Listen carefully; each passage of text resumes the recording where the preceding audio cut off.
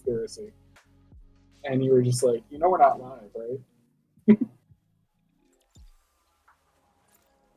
Welcome back to this week's episode, this podcast episode.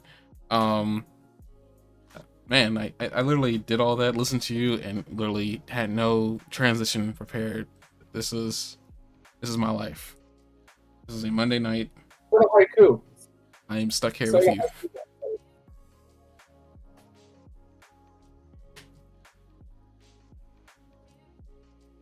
Can't believe that she shut him up. I'll start you off. There once was a dude from Chicago. Oh, that's a limerick. Do a limerick. Welcome back to another episode of Anime4All podcast. We are here to review Dragon Prince Season 5, episodes 3 and 4. And to start off, I am very upset with the way episode 4 ended. And it's not that it was a bad episode, it was just, I knew it was going to happen. I just didn't know who it was going to happen to. I gasped out loud. I went, when I watched it, and I never do stuff like that. I knew it was what was supposed to happen. I just didn't know who it was going to happen to. I had guesses, but it was definitely not the character they did what I was expecting to. We will get to that in a hot minute. But so far season 5 has actually been really good. I will, before we start reviewing, I'm not sure if you noticed this, but Dragon Prince, I guess ever since season 4 has been going feature-length episodes, and I guess by feature-length I mean they're going normal episode length. About commercials, I'm noticing. I was really taking notice of it this time because a lot happened, and by the time I thought the episode was going to end, we were probably only like a third of the way through the episode when I thought this was going to end. So they got a lot more money to deal with to do this show, I've noticed. Somewhere along the way, they got more money. They got a bigger budget. Well, I'm sure this show's been starting to pick up at least some momentum, right? I mean, it's still going. I mean, I think the people who are watching it really are just people who know these people did Avatar. That's my headcanon. But maybe I should retract that. People who did The Last Airbender, because people are gonna get confused between the Avatar movie series and The Last Airbender. Not gonna get involved in there, but The Last Airbender. I guess with that we can start reviewing episode 3. That's been the case all along with the Avatar series, right? What?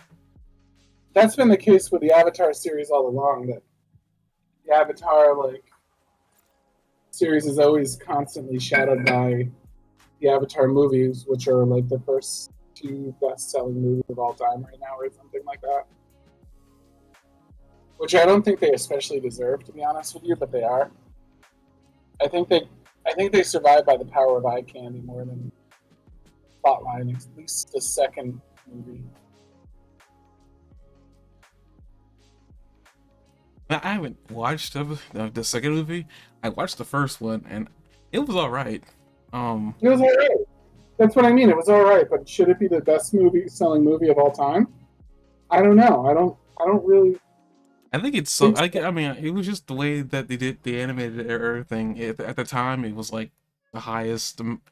It was, I guess, the use at the time the latest tech animation is what I believe. I think is what was insinuated or said. That was great eye candy, but it's frustrating that eye candy alone sold it so well. Who knows? Maybe half of that was really because of the literally Avatar name, and the people who love Avatar: The Last Airbender went to that movie thinking it was supposed to be the Avatar movie. When unfortunately it wasn't. There's a good chance people didn't see the commercials. I mean, I know the argument is that there were showing commercials of that movie everywhere. How could you not? How could you miss it? Trust me. There's a way to miss something, and people will find a way. I don't think that'd be enough to move the needle that much, dude.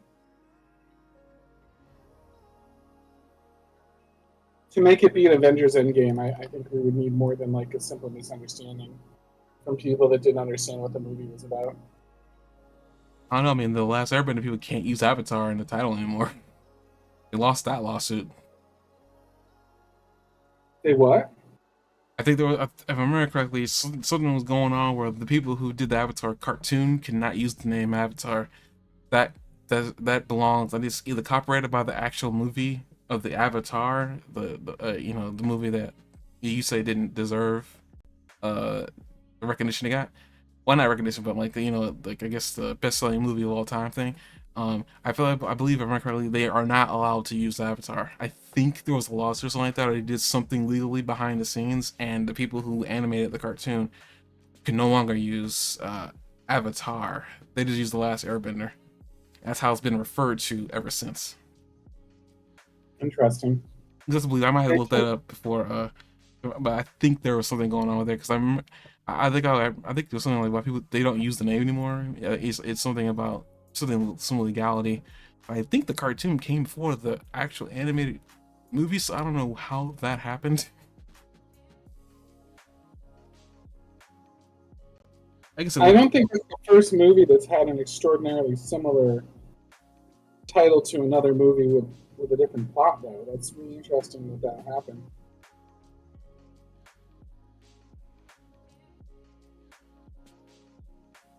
what the heck? Oh,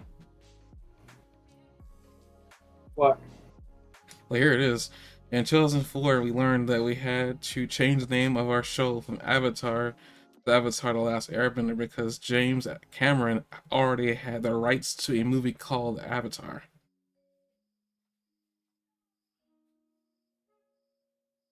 Yeah, but it's Avatar: The Last Airbender. I don't know. It's just No, I mean the show was it literally sounds like referred to as the too. Avatar. At the time, this is literally how the show was referred to. I think The Last Airbender just wasn't a good enough movie for the producers to fight over with lawsuits. I think they're like, you know what, this movie is a complete dud and a piece of crap, and let's just let them have their way. I mean, they'd already lost so much money on it. What were they going to fight over? I'm sorry, I'm so confused because it sounds like you're talking about the last ever Airbender movie. I'm talking about the last. I'm talking about the cartoon versus the Oh, animated movie. I'm not referring to that garbage. I'm sorry, I have feelings about that movie that I will not Don, get into here. which movie's worse, that one or the Dragon Ball movie? I'm going for the Avatar being the I worst. still, I'm still hurt by the Dragon Ball movie. So for me, it's the Evolution movie. Like, I'm actually still hurt deeply by that. Honestly, I think both movies hurt me the same way, but I think because the Evolution movie was the first foray I've ever seen of them trying to turn something animated to live action, and I wanted to work so badly, and it just didn't work out. And The Last Airbender just, it cemented that for me that it could never work. Some people have told me I'm being too harsh. No, I just don't believe it. Nothing you had like nothing will ever change my mind about that anymore. Unless you live action movie literally is like bit by bit everything from the comic or whatever the heck they're trying to adapt. I don't believe that it can be done. It can't be done because the people in Hollywood don't want to give the money to whatever it is to make a true blue live adaptation of something animated. I'm that jaded by it. I am There's literally been some that jaded by it. like efforts to make Dragon Ball movies that are like significantly better. I mean, Like keep I've them seen some animated. I mean, like, that's what I like gotta say. made by fans.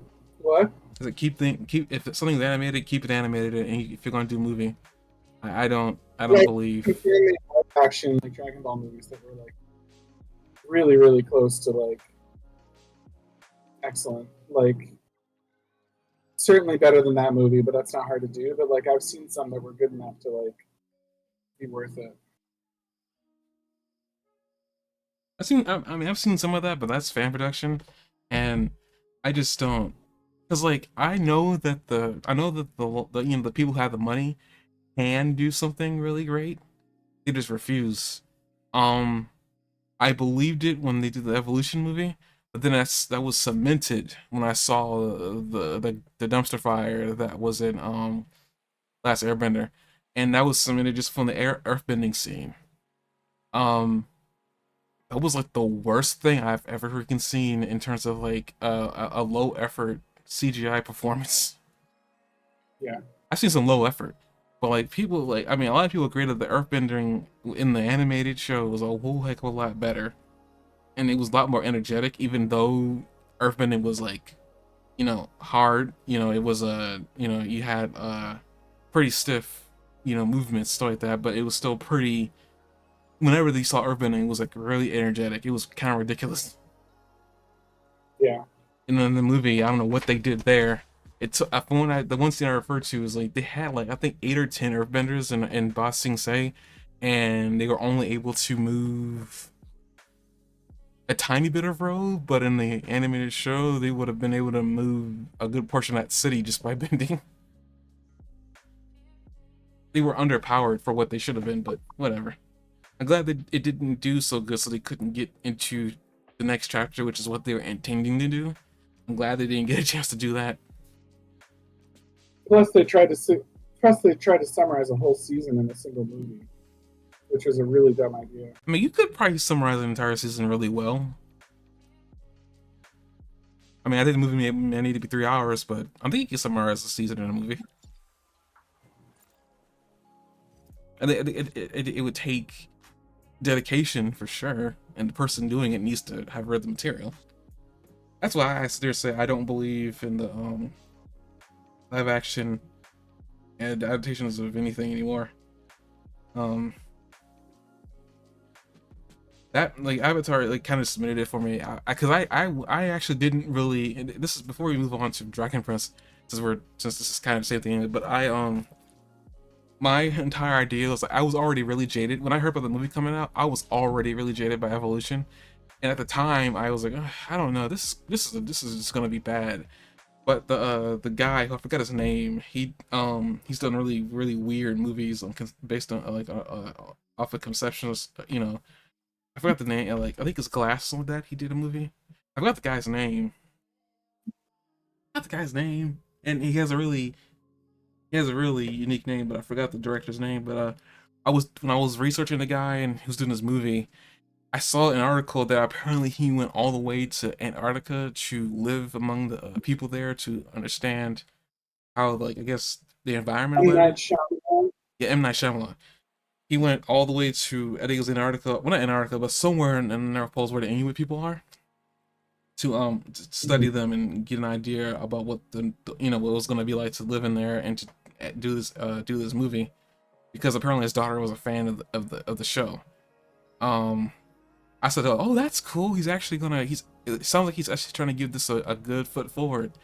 And months and months later, I saw my first look at a trailer of the movie, and what I saw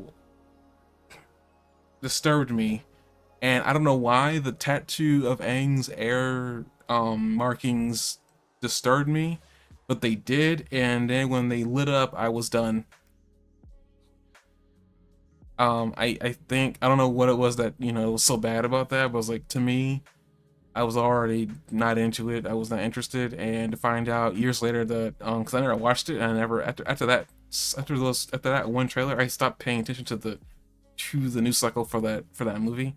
So I never knew exactly how bad it was, and I remember hearing that it flopped, and I was not surprised. I was like, I knew this was gonna happen. They don't do anything. This is like Evolution was like, if they weren't gonna take Dragon Ball seriously, and at the time Dragon Ball was the most popular animated show in America at the time. It was the popular animated show. If they weren't gonna take that seriously, why would they take this seriously? And this was made here. So Yeah. I like after like if they didn't take what was made here seriously, I can't give I can't give it energy to care about it. Now people will probably say that's way too jaded to be about something like that, but it's like, they've already hurt me all at once. I don't want to give them the ability to hurt me again. So if they do something else and it's actually really freaking good, and I'm told through the ether that it's really good, I'll give it a look. Maybe. But I mean, you would like people. I would have to hear over and over again that it's good or something like that. I should give this a watch. But I was like, I can't anymore. I just can't. They have pretty strong feelings about this. Yeah, I was that hurt. I can't care anymore. I really can't. Okay, off that topic. Jesus wept. You talked for almost 20 minutes straight. You know what, sir? I could end this podcast right now. Yes. Well, that's it, guys. Anyone that wanted to hear a rant about Avatar. Okay, seriously, moving on. I want to at least end this podcast by 11.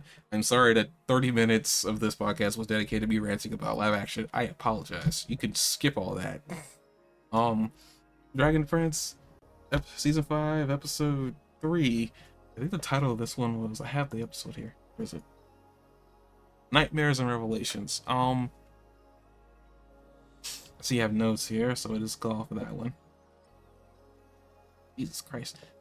Oh, you took a ton of How were notes, you too. typing as I was ranting? I'm actually impressed.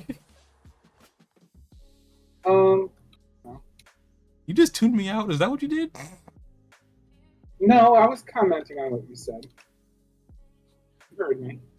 That's why I just think didn't you have tuned me I out. don't have as strong feelings about it as you do. But I guess we could start talk about this. I was in episode 3. The first thing you bring up is the diversity of the dragons. At first when you said that there was some that didn't have wings, I was like, that's not true. But then I looked back at it, and I was like, oh yeah, the dragons on the ground that look like mountains. I mean, they look like rocks, stalactites. Yeah, they were rising out of the water like amphibious dragons, sort of, but more like mud dragons.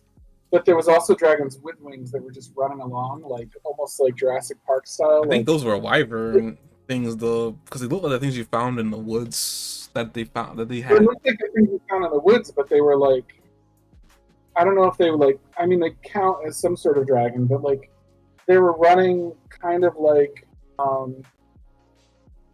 the. There's a scene in Jurassic Park where there's a stampede. Are you okay? No, I'm not There's a okay. stampede. There's a stampede of dragons and of dinosaurs in Jurassic Park where they all like dive behind a rock and everything like runs over them. And it reminded me of that scene, except they had wings and they were dragons instead of like running, like two-legged running dinosaurs. Speaking of movies and callouts, that may have run you a Dragon Park. I mean, dang it! Wow, Dragon Park. Jeez, that is not a music park I want to go to. That may remind you of Jurassic Park, but the scene where Ezra was talking to him off the rock. At first I listened, man, this kind of when he's like talking when he's like on the rock or above everybody. That just reminded me of like Lion King. But then you saw him looking down at everybody from the rock, and I was like, this is Lion King. Mm-hmm. Everything the light touches is yours. What is that black area over there? The suburbs, son. Yes. Um, Sorry. you're not sorry. You enjoyed that more than you should. I didn't say ghetto, I said suburbs. Yeah, I know we enjoyed that more. Did you find it weird? I guess not weird. I guess it's to be expected. That I'm guessing maybe. I'm surprised that none of the other dragons could talk. So far, the only dragons we've seen that have the ability of human speech is the ones that have been around for a long time. So I'm actually kind of curious, like, what allows a dragon to speak? Is it how powerful they are? That's definitely possible. All of the arch dragons seem to be very big and very old, and we don't know anything about the other ones except Zim can't talk, and you would think that Zim would eventually be able to talk if both his parents can. I mean, yeah, I was thinking about that, and I was thinking, like, Zim's gonna be as big as his mother eventually. I mean, Ezra won't be able to see that because human lifespans, I suspect, are a lot shorter compared to dragon lifespans. I mean, although Zim's gotten pretty big. I mean, yeah, but I feel like he'll get as big as his mother. I mean, he's already the size of like I would say a lion. I would say a lion. He's as big as a tiger. He's as big as one of those right now. But I suspect he will get bigger because he is a dragon. But no, that's his max size for the rest of his life. Jesus, yeah, that's his max. I feel Thanks so for coming to sorry. our podcast, guys, where we give you the deep insights. We think Zip might get larger. Oh god, that'd be horrible. Acts as No, large as his parents, we think. Don't quote us too hard on that. I mean, I would think because he is his mother's son, and No, this she. is brilliant, exhilarating commentary. Please continue. I'm sorry if I interfered with your rhythm.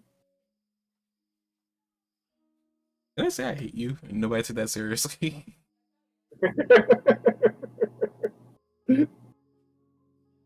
No, I'm riveted. Please do continue.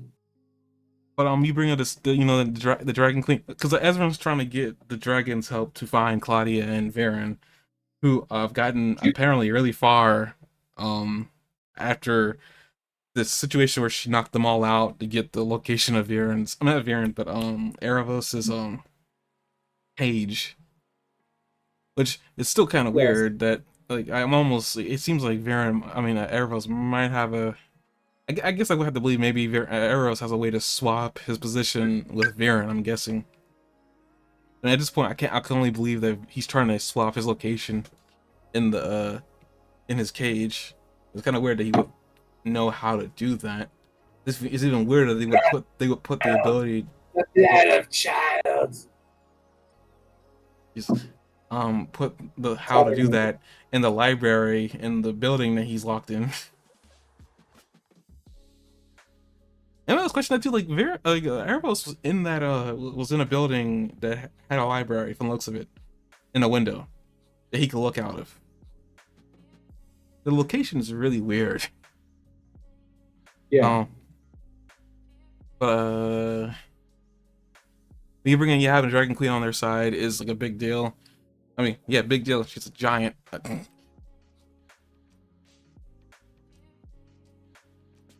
I never call Lady Big. I'm sorry, Okay. what's giant? The Um, location? The no, location is giant, and it's like a gathering point, but like, one I was thing I talking was about the curious, size of the Dragon Mother. That's what I was. I wasn't. do you think that do you think the dragons can all understand Ezra? Because at Um, first when he spoke, the dragon roared, and then there was such a long pause when he was done speaking, like, and then they all start going. But like, there was like a little tiny bit of ambiguity about whether or not they understood everything. well, I think they understood. Um, Why did the dragon roar then? Because he spoke for a few seconds, and then the dragon was like, "Rrrr!" Now I thought And then maybe that like, was just to communicate what he was saying to them, but she didn't do it afterwards. So I don't. right. I didn't understand the point of that cry. Maybe she was trying to. Maybe they weren't paying attention to him, and she roared at them, telling him to listen, like listen to, because they were And then also, antsy talking when he was first talking. They were looking at him all kind of antsy. It didn't like seem like a lot of them were taking him seriously. I don't know. I did think it's kind of weird. I don't know, like they might like maybe what it comes down to is the presence of her is what they respect. I think they could understand him, and I think the only reason they probably could is because of his Ezra's connection to Zim. Which, but I want to bring up something interesting that I was thinking about as I was watching episode 4, um, with the whole idea of dark magic, something humans are using. Um, I had this really weird idea, and it would make sense if this was the case, but I always thought it was kind of weird that humans were cut off from magic. Period. It was always something I thought was weird. And at first I thought maybe the answer to that would be humans only are able to use dark magic. Now I'm starting to think that with the revelations that we've had over the course of these last several seasons, with Callum's ability to use natural magic, and then on top of that, Ezra's ability to communicate and see through Zim's eyes. Uh, I'm starting to wonder if and it may be just be these two specifically, but that maybe there should maybe the lineages of some people have been meshed together, or possibly it is maybe possible that maybe humans weren't exactly um unable to protect themselves. Possibly that maybe some humans developed some abilities over the course of a millennia, but for whatever reason it got lost through time and maybe diluted, and it's only just now that maybe somehow like Ezra's abilities are just now waking up. Uh, I think maybe there's that. There's also the possibility, like, if you've ever read Terry Brooks's novels, there's two things going on in there. One is the there are elves in the world, and the elves have the ability to use magic, but they went so long without using it that they've forgotten. And that same thing could apply to humans in this world, that they went so long without, depending on technology and things like that, that they forgot how to use magic. The other thing is that the humans in the world of Terry Brooks that could use magic were part elf, even if it was like a little tiny speck from ages ago. They had at least a little tiny bit of elf in them. if I can like interject, that's what I honestly believe is probably what's going on with Callum, is that he's got an elf in his lineage. But I'm not gonna sit there and say that's. I'm not gonna let people quote me. That's actually what's going on with him.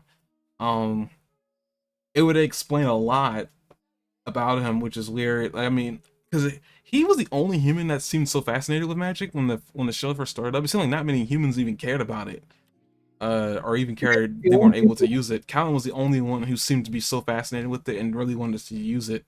I'm not saying that is something that like that makes it so that he's got an elf in his lineage, but I want to say like it's kind of interesting that at least for what I can remember, not many humans cared that much about it. They didn't seem to resent, you know, everything else for being able to use magic. They only resented them because they didn't understand them. So it's like one of those situations. Like I feel like maybe there's something going on there. Maybe there's something. I forgot the term, whatever. But it's like sometimes people will exhibit, this descendants very, very, very late down like a line of a lineage of people sometimes exhibit qualities of somebody in the beginning of the line or maybe in the middle. There's been enough people that the trait just popped back up again for no real reason other than because it could. So, forget that the two people that can use magic in this that are human in this whole series so far are both brothers, Ezra and Callum. they're not really brothers. But they are brothers, legally brothers, right? I mean, step bros. No, I don't know. I mean, you say that Ezra's abilities are magic. I don't know. I mean, it would make sense if they're magic. I'm not gonna sit there and say that they're not. Where do you, But I'm just so, saying like, where that, did Callum come from? huh? Where did Callum come from? Callum's mother got married to Ezra's father. His mother died at some point after they were married. Right. But there could be some fate to this, right? There could be some deeper reason in the series that comes out later why the two only magic using humans that we know of are brothers. It's just an interesting thing to think about. It's You not say just Ezra's plot. abilities are magic. I don't know. I think Ezra has some innate magic. He can he can communicate with things and interact with things and sort of charm them and everything else. Like, I don't know why. I don't know if you can consider that magic. It's just maybe some like indirect, inherent ability that he has. Um, yeah.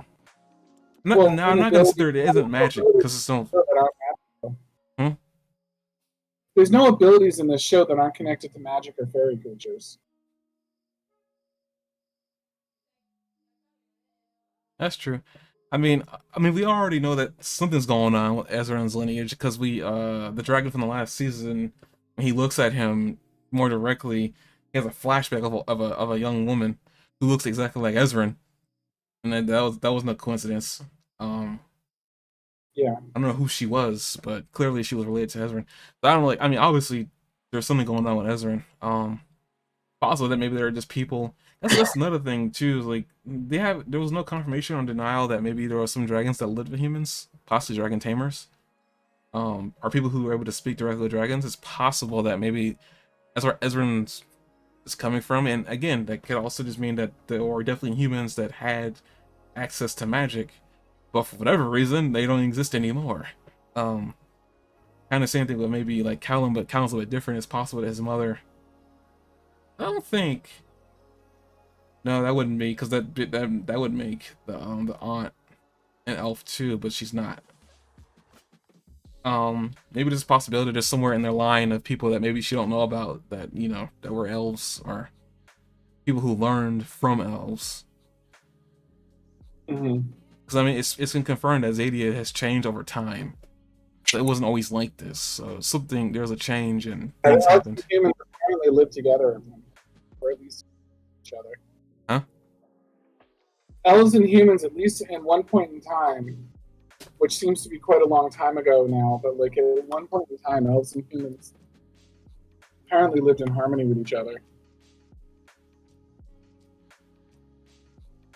And so it's definitely a possibility. That obviously there's a possibility that somewhere along the line there's something that happened.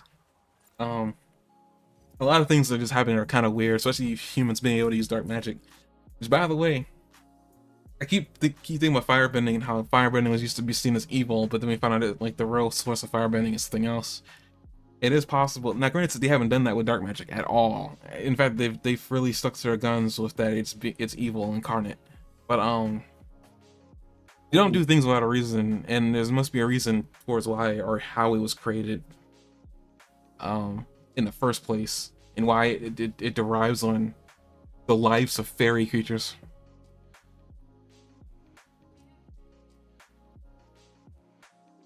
So, Yeah, I mean, for sure. granted, if they don't do that and it's just truly evil, I'm not gonna sit there and complain about it.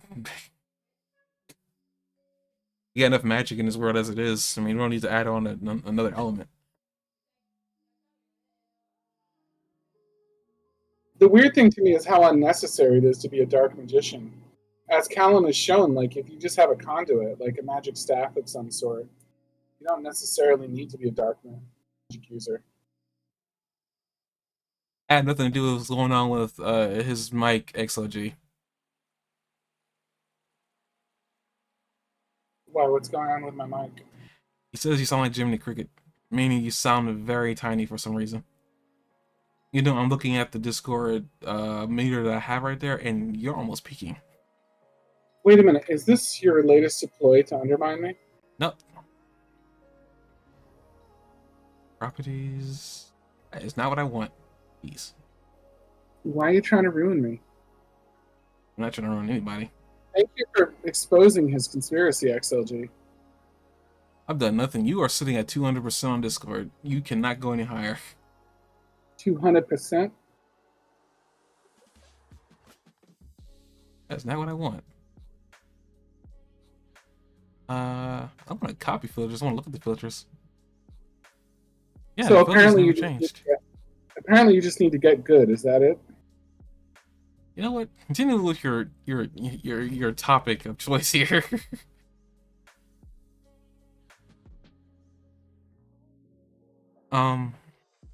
Okay, I gave him a 7 boost. Let's see if that helps. The next topic you have on here is like Ervos. I guess that you go from there. Like Ezra's asking for help from the dragons, and they actually, I guess, based on the roar, and by the end of the episode, they are gonna help him out to find out where these where Baron, the Earthblood kid, and Claudia are. And the weird thing is, we see a dragon searching for them, and fly over Claudia and Viren and Terry at one point, but it didn't seem to see them, which is like, what are you even looking for at that point, dragon? They were right there at the river, out in the open. But I mean, did it not notice them, or It took it pretty chill if it did notice them because it just kind of kept going. I thought it stood there. If it didn't move on, I guess I wasn't paying attention to the scene. No, it just flew past. The heck was that?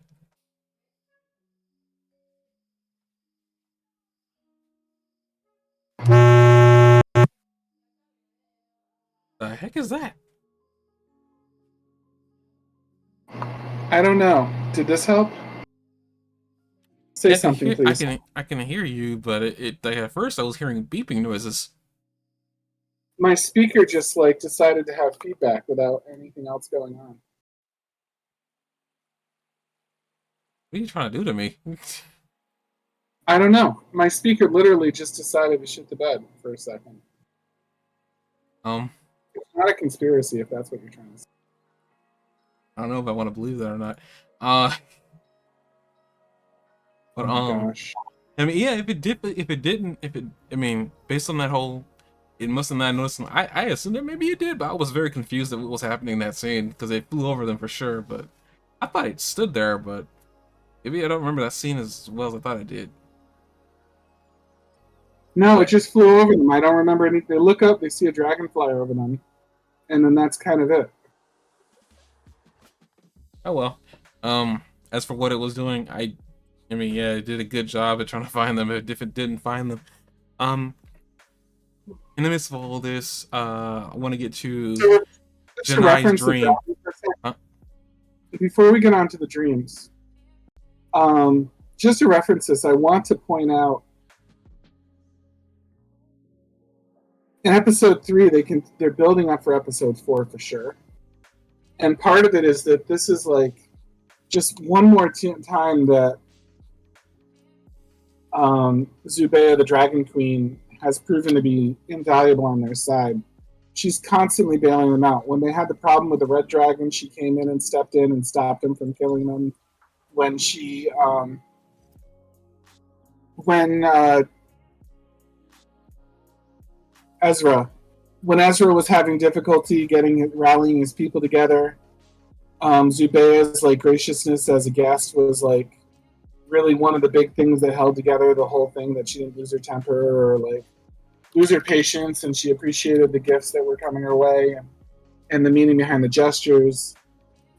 She's been powerful and a great warrior and forgiving and wise and like a very positive force in her life. And even here, she just like you said, the dragons looks a little bit nervous and skeptical, and she's like, "Roar!" And then they all take her they take it much more seriously. She represents so much giant stuff. Like she's a bastion of political power in the land of the fairies as the queen of all the dragons. Like she can bring them out into the ocean and know exactly how to summon a water dragon. She can bring them to her lair and give them unknown treasures. You know what I mean? Like the treasure that you assume that they brought out to put there to summon the dragon in the first place. She can fly them places. She brought them Zim. You know what I mean? She has vast knowledge, and there's just so much going on here that she saved them from. It, like everything feels safer and much, much, much more possible as long as Zubeia is on the scene. So she's sort of like this guardian angel, like big character in the background, and her shadow falls over everything in a positive way throughout like everything that she's been in so far. I mean, right up to the moment where like they find her. Remember, like the first moment they found her, and she looks down and she sees humans and elves living together, and she's just like, "This is so wonderful! Look at this! Look how wonderful this is!" And like, you were like clenched, like your fists were clenched because you were waiting to see what this dragon who's lost its mate and must be pissed off as hell is going to do when it sees everybody together. And she's like, "How wonderful!" And she's kind and gentle and has no malice towards anybody at that point.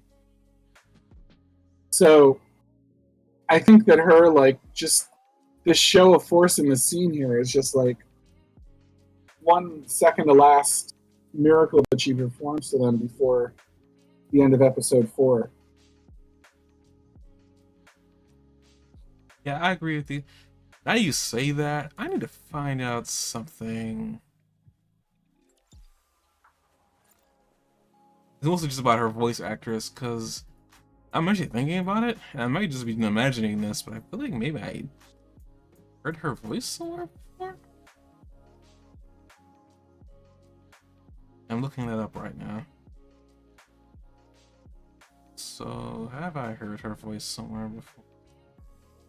If I have not, I am imagining it. Nicole Oliver. I know, I'm just looking to see if there's anything I watched. Oh, I know where you probably recognize her from. The documentary about bronies. I have never seen that. I'm just gonna throw that out right now. I don't want you. I don't need you starting any rumors. We know you're a brownie. Okay. No, I am not. I know people. She's I know there are Naomi. people who like the show, but She plays Naomi Missouri on Death Note. I tried to actually watch Death Note. Like I said before, I couldn't really get to it. She She was was in did a the live anime. action. Uh-huh. She did a live action dub for Tweet It featuring My Little Pony staff and bronies. What are you looking at? Are you trying to tell me something? And she was also on Baby Looney Tunes. And Barbie Fairytopia. And Barbie and the 10 Dancing Princesses. Oh, she And was in Barbie Arrow? Mariposa and her Butterfly Fairy Friends. And Barbie and the Diamond Castle. And Barbie and the Three Musketeers. And Barbie and a Mermaid Tale. And Barbie Princess Charm School. And Barbie and a Mermaid Tale 2. And Barbie Rocket Royals. Barbie a Fashion Fairy Tale. Barbie a Fairy Secret. I'm gonna stop you right now. I think I found out where I found her. I recognize her from. She actually appeared in the Arrow DC show. No, that's not it. No, it says it right here. Like this show I would have known. I think I would have seen her from. You recognize her from Barbie and from Bronies. I've never seen any of that. I am not letting you perpetuate this lie. She plays Chi-Chi for a couple episodes of the Ocean Group dub in Dragon Ball Z. Why would she be in the Ocean dub? Episodes 254 to 276. In the Ocean dub, she's Chi-Chi. She was in CW. Who would she have been? Now I'm actually confused. Like, who she would have been in the Arrow?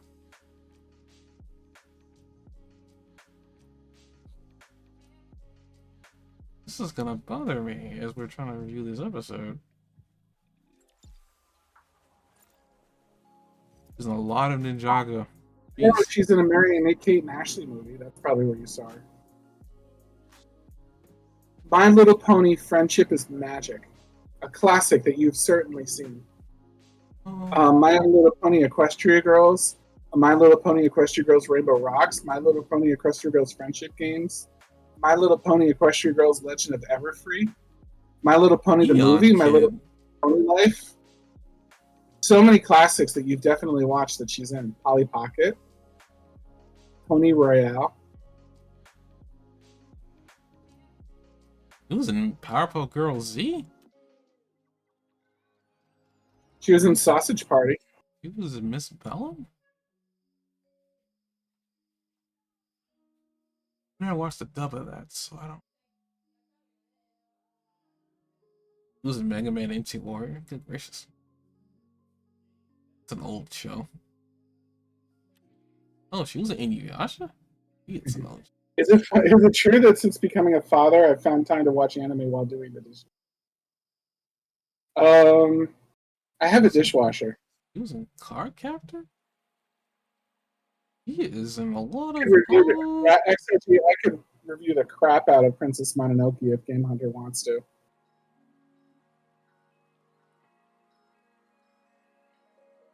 Just let me know. He was in Ranma?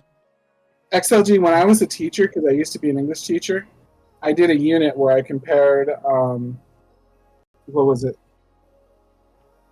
The book with Boo Radley in it, To Kill a Mockingbird. I did a whole unit where I compared To Kill a Mockingbird to Princess Mononoke, and we read To Kill a Mockingbird, and we watched the movie Princess Mononoke, and we had to draw comparisons between the two.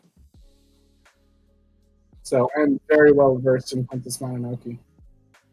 Could literally do it just right now. In my response to that, I enjoyed Princess Mononoke, but I don't really want to review Studio Ghibli films. I rather just enjoy them for what they are.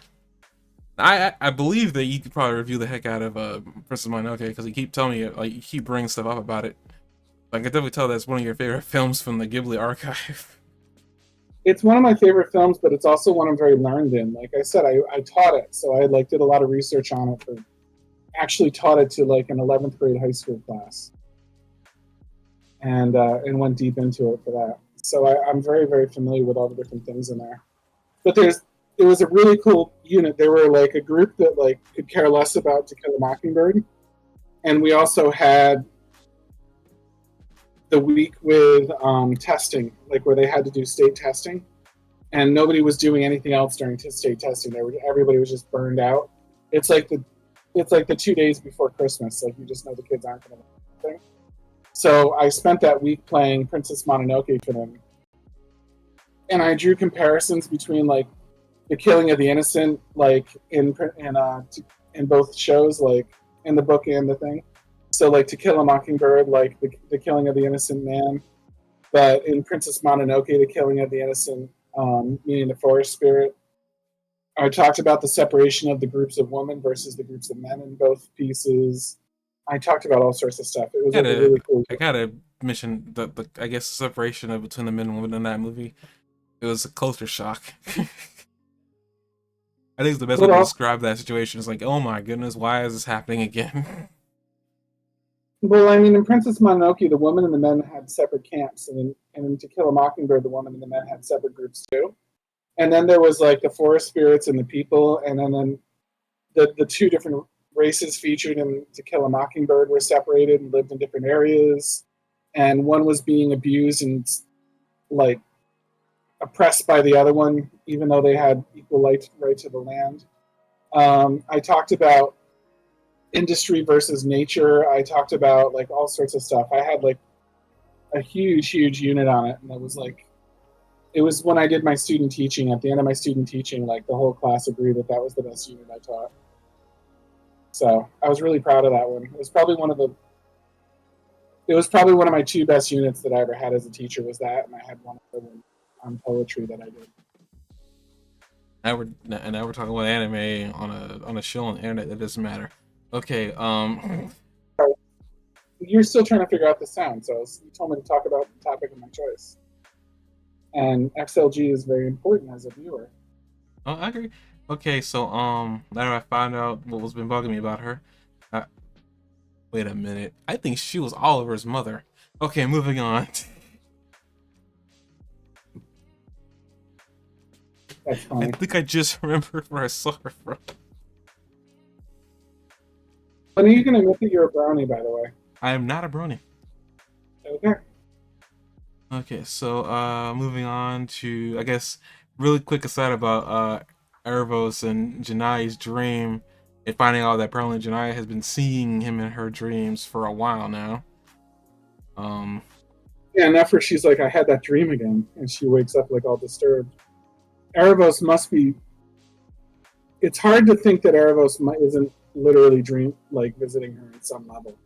He seems to have a presence in the real world, not just through the mirror or in Viren's mind, but like also in erasing himself from the books and things like that. wow, So there must be like some residue in the real world of him gross. that. Uh Oh my gosh. sorry, I had to. You laid it out there for me. But what I wanted to say was I think The mostly thing his with presence is being Erebos, felt more now because of what Varen has done up to this point. yeah, Erebos' Because presence in the world is as well.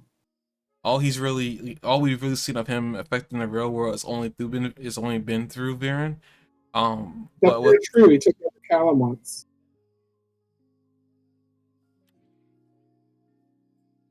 but before that happened, he's only able to really affect people through Viren. But that's only And he changed, also and he's has gotten more Minion. powerful. He also has that minion that came out of the cocoon. That's what I'm saying. I mean, Buckle. his like as he's done things through him, as letting a cocoon monster out, and now that cocoon monster is Gollum, or like discount Gollum, I guess. Uh, but Is a purdy golem. really just really weird things he's done so far, and it's kind of shocking that now he's able to infiltrate dreams. Maybe like I guess maybe the whole idea like when we talked about last time is that maybe Eros just didn't feel like he had a way out, so he didn't do much. He was just coasting along, enjoying whatever time he had left. Well, not left because he's immortal. Detail I guess I glossed over. He completely forgot about Star Touch Elves, but he's been in that cage for all this time. Maybe he just didn't care, so he didn't bother. I guess now that he knows he's gonna get out, he's like setting things, putting things in motion, and pretty much giving her a nightmare and then killing her in that dream. I guess not really killing her, more like just waking her up with shock. Sort of terrorizing her. I want to know if she could remember what he whispered to her, or if she forgot it when she woke up. She probably won't remember for a little bit until either one or two things Or if happens. she didn't even hear it in the first place, which is possible too.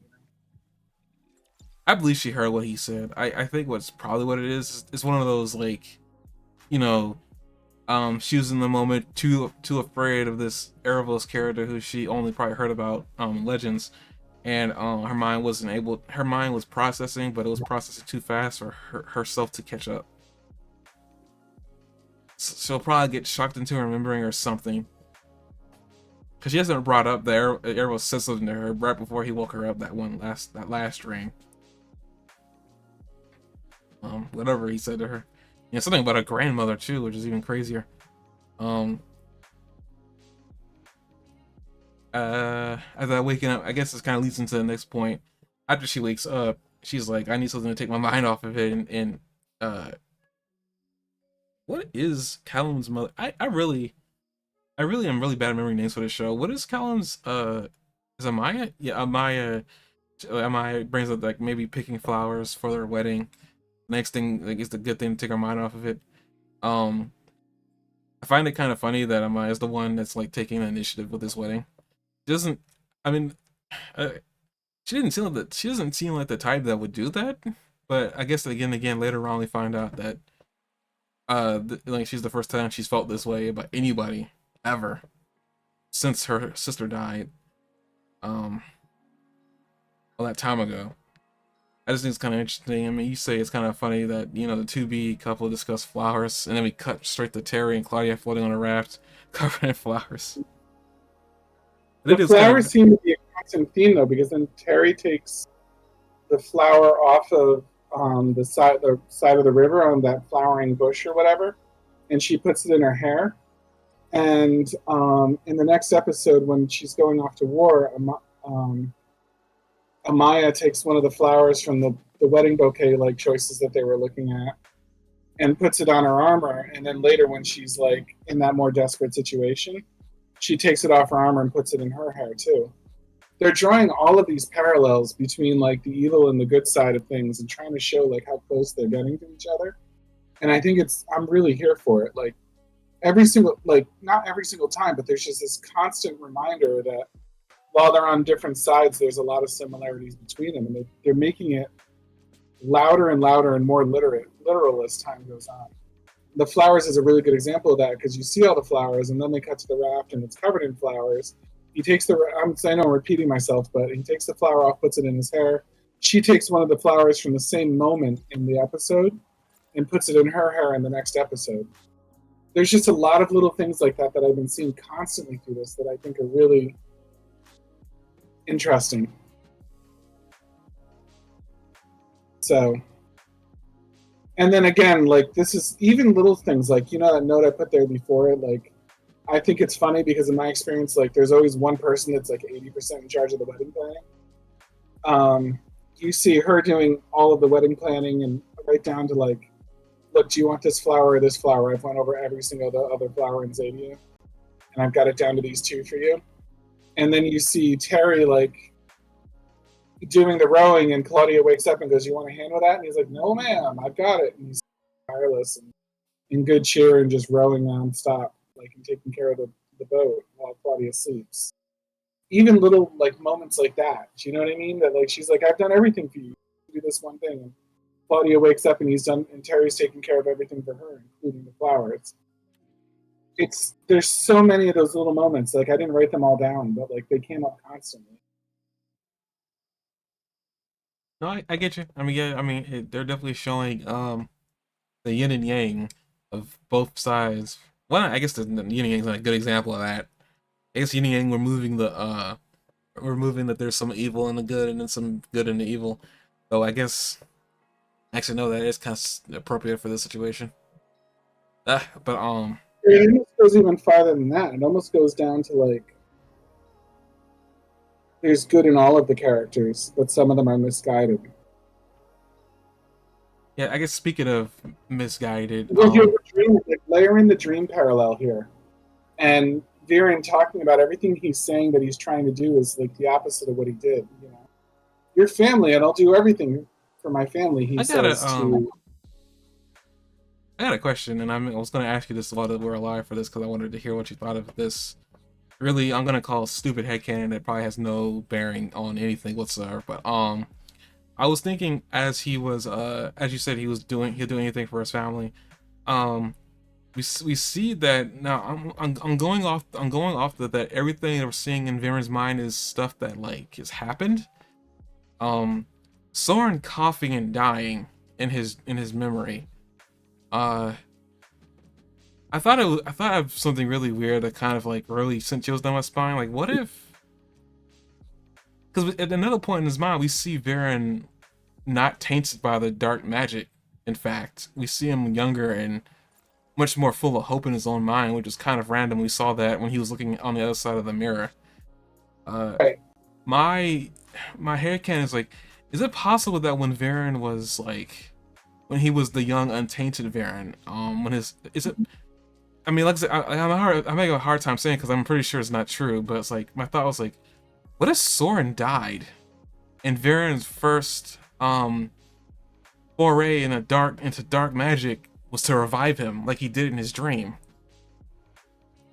and Soren like ran away after seeing what happened to him. I thought that it was either that. I thought that was a literal moment too. I thought it was either that happened or that he got really sick and he was going to die, and then went in. One of his Viren's first forays into dark magic was to save him, because we see that Callum's one foray into dark magic was for a noble reason, to save the life of a dragon, and it's hard to argue that, and it's hard to argue Viren making a big sacrifice to save his dying son or deceased son, if need be.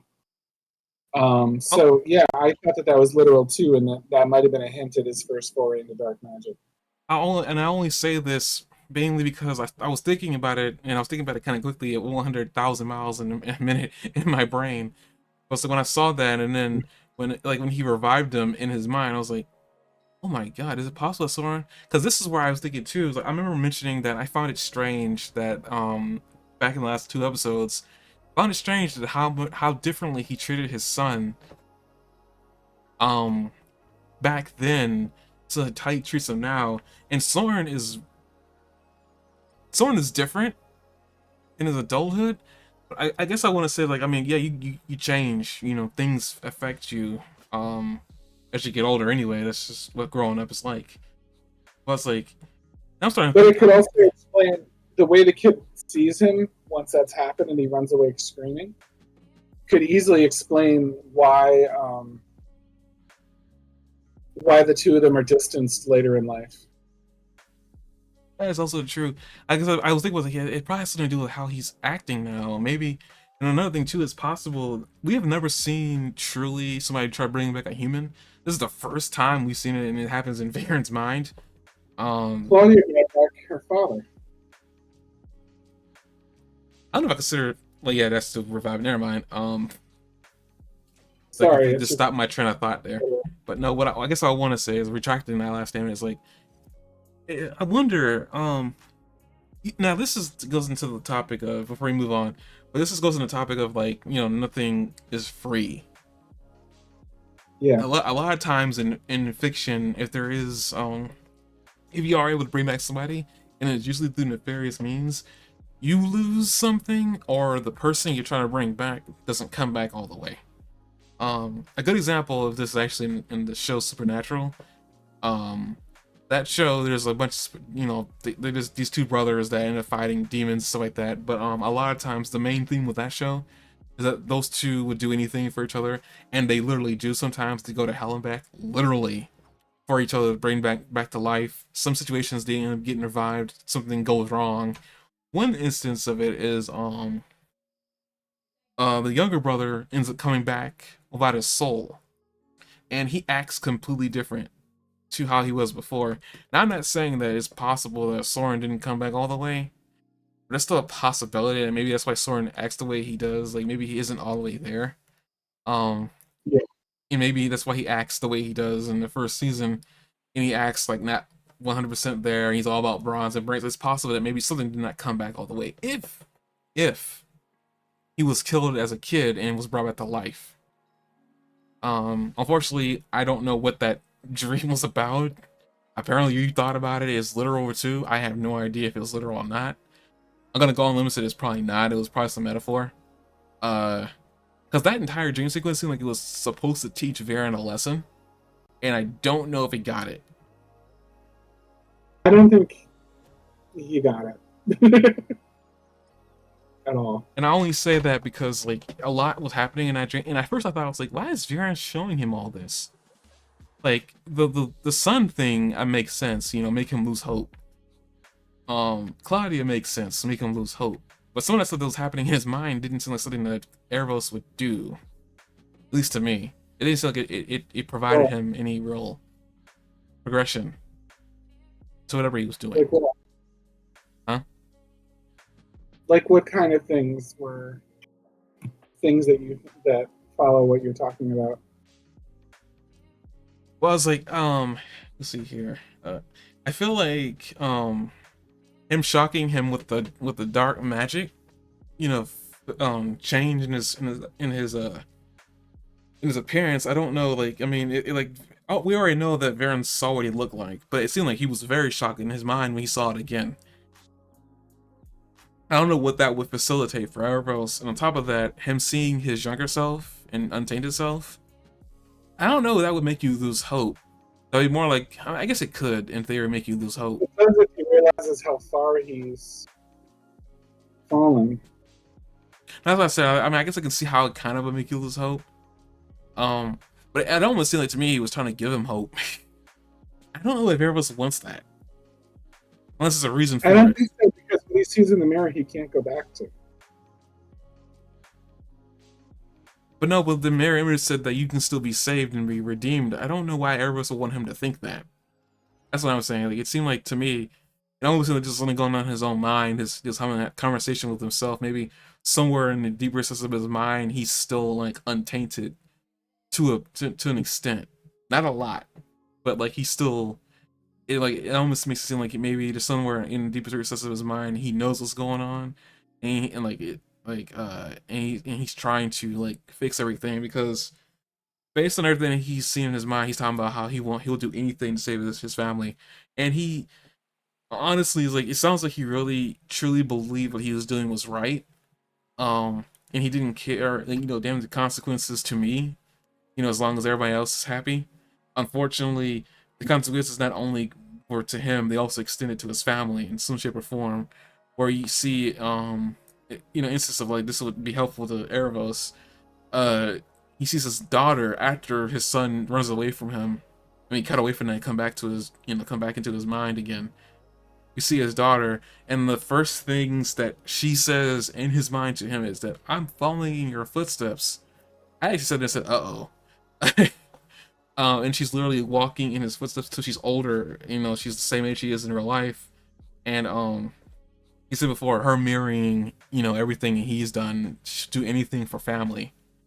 And she walks into the water, which looks like blood. I thought it was dark magic of some sort covering her. That's what I thought that was, but I guess it could be blood. It was, I think it was probably dark magic, but it definitely like reminded me of blood. Especially when there was like the giant like tidal wave of it and everything else. I mean, either way, it was, you know, it was obviously encapsulating her, and he saw this was happening to his daughter, and he was trying to not really convincingly try to save his daughter from being covered and all that, and it's just like, and she turns around and she's already corrupted, and then she disappears, and he's left alone in his corrupted state.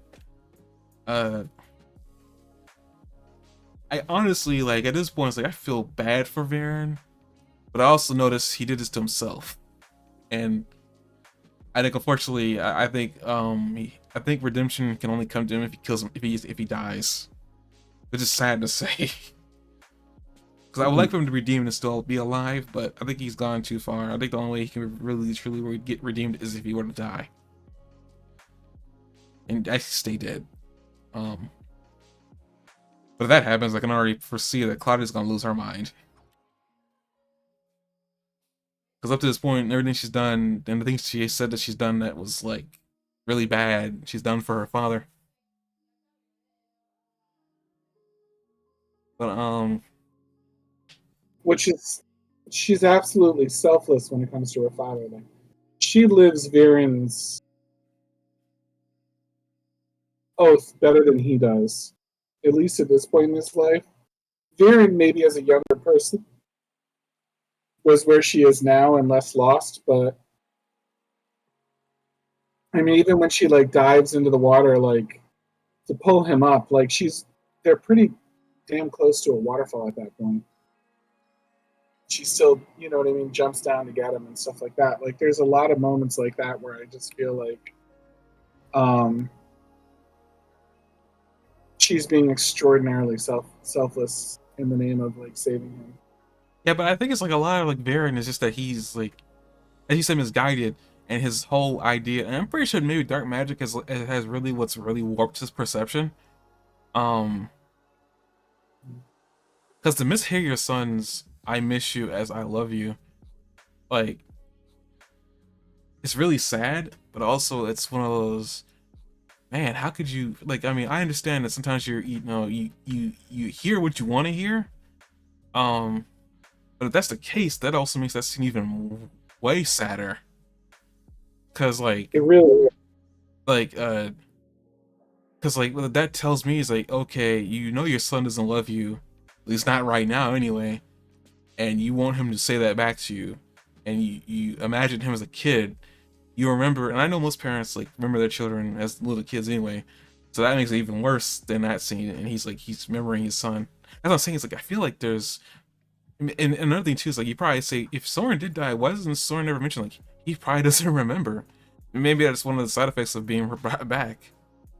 At least when mm-hmm. he did it, it's possible that he brought him back without any memory of him dying. Although it's interesting that when you're brought back with dark magic, the body that's brought back is pure of like free to black magic apparently. I mean, which is why he's having this dark magic dream in the first place. But like, if he did bring Soren back, um, Soren would be free of dark magic influence too, which explains why he's so comfortable becoming one of the good guys, or at least helps to explain it. It'd be like a serious bombshell if we found out at some point that he definitely did die as a kid. He just didn't remember it. I don't know if it'd be a bombshell so much as just character development. I feel I like guess they I don't would know. I push just feel it. like it'd be kind of strange, like if all the things that happened to him, he didn't. He has died, and maybe that's why he is. Like I said before, it explains maybe a little bit of him anyway. Why he is so carefree. Why he's like maybe he does remember that he died, but he just doesn't. He doesn't like focus on it. Like, he isn't like how Claudia focuses on trying to save her father, and she's like she just blocks everything else out. Like he doesn't block anything out. He just tries to absorb as much as he can, even if he overwhelms himself trying to do so. Right. I guess it makes me think, is like I kind of almost hope that based on that dream, I'm hoping what actually happens is that maybe Soren is the way Baron does redeem himself. And now that I'm saying this, maybe it's possible that maybe like Soren is gonna die again, and you know, part of the whole I want to protect my son from dying actually comes to pass, and he ends up getting in the way of something that would have killed him and dies in front of him anyway. Like Mm-hmm. right there. It's possible maybe Claudia just loses it and just goes complete like evil, I'm gonna destroy the world thing. Who knows? We've already seen that apparently they're setting up a conversation between Claudia and Soren anyway. Uh, we've already seen that. So it's possible they could do it again. I don't know. I guess like to not dwell on that too much. Yavir Prince Karim is given hope in the desert. Uh, at first when I saw that shadow walking towards him after he yelled up into the sun, "Give me a sign," I thought that was a demon, and I was like, "Oh Lord, we're about to introduce demons to the show." I'm glad they didn't. He's kind of a demonic character anyway, though. I He's got mean, horns, looking. I mean, head. but all elves have horns. If you actually look at their designs, I know, but that elf in particular looked a little demonic to begin with. Yeah, I know. I just it just like I just like, oh no, like why is that walking towards him? And it's like, oh, Mhm. and you found it And the apparently like, hmm? the dragon itself is pretty demonic. I mean, it's definitely like if you compare it to the creature that was overwhelmed by hate in the library, those demon things, and the one that they fought earlier, like if you compare it to those things, like it's pretty demonic. It's covered in blisters and I scarred. mean, Its wings are I wasn't tattered. hate that It's those animals are encapsulated. They were just corruptive and dark magic. I wasn't hate. That was just like dark what dark magic taint does to you. yeah. They actually just say that over and Anything over they again. anything they damage or kill is also corrupted by dark magic, which is pretty freaky when you consider that there was just one just running around in the forest after them and they didn't actually kill it. That is actually kind of dangerous. Yeah, like is that the beginning of like a zombie apocalypse like subplot going on here? This has been branching out into so many subplots because we have like the quest to heal the Sunfire Dragon. We have the dark magic creatures plaguing everything. We have this. We have the fetch quest where they're going from place to place, trying to locate Erebos and figure out how to kill him, and now get the sword. We have the group trying to save Viren's life and like also free the world killer. We have the subplot of like over overthrowing the queen and the Sunfire Elves. We have the subplot of the wedding that's like wants to happen but it's never happening. We have like subplot of Ezra's like place at home, like and like him being the absent king right now, and what happens when he comes back with that paladin woman that never's really fully approved of him and is in charge and whenever he's not there. There's like a lot of like it feels like a simple plot because we're keeping along like simple like two simple groups questing right now, but like if you really think about it, there's a lot going on. Claudia's downfall, Viren's struggle to like avoid being having a downfall, whatever the heck Sparkle Puff is up to. I gotta admit, I'm When you still hear very it out, confused at like, Sparkle what's going Puff's on? point of being existing. Because I'm waiting for it to speak, and I mean, I'm waiting for a speech of some sort to come flying We out know of that that thing's mouth. we know it can dance from Viren's dream when it goes like does a little jazz dance down the aisle. Yeah, like I'm just waiting for whatever this thing's supposed to be, because like it's still. Yeah, I'm ignoring a jazz hand comment, but Mm. like the I guy think. like. Hmm? Go ahead. I guess I'll say like, well, Prince Kareem, like, he ends up running away from that demonic looking elf, who apparently find out later on was had his job and was also banished. Uh, The demonic looking elf's name is Eros, by the way. you find out that Pharaoh's had Kareem's job. I noticed in at least from those two in particular, like people who take that job start having their own agenda. It's like so far they've had it twice. I'm pretty sure they have more Sunfire elves who got banished in that position. Seems common for some reason. Mm-hmm. At least they make it seem common, but we're just like, wow, there's another. I mean, I guess it makes sense. I mean, this place has been around forever.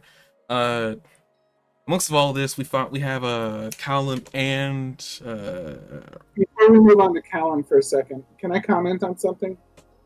Kareem meets with the dragon and he decides man, that happens a little bit that later though. okay, we'll wait then.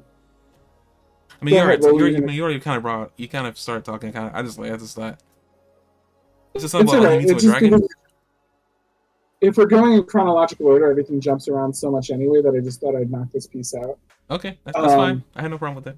Dang, it's scratching my back. Sorry. Kareem talks to the dragon and he feels like the dragon comes out of there and Pharaoh seems like he's lost hope. He's like, well, the dragon's given up on everything, and Kareem like, is it Kareem or Karen? I don't know in their show at this point. It's probably Karam. Probably, if I had to be specific. All right. So Karen comes out of there saying that he's like gained hope from that, and his words are, hang on. He says he may have closed the door, but he gave us the key.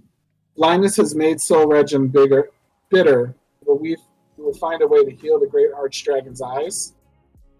But I disagree. I don't understand if it's a plot hole or a mistake that he's making, because Soul Regem said, I lost my hope before I lost my sight. The sun will never rise again for me. I've lived centuries in this eternal night. I don't think it's a mistake. I think it's actually how he's interpreting.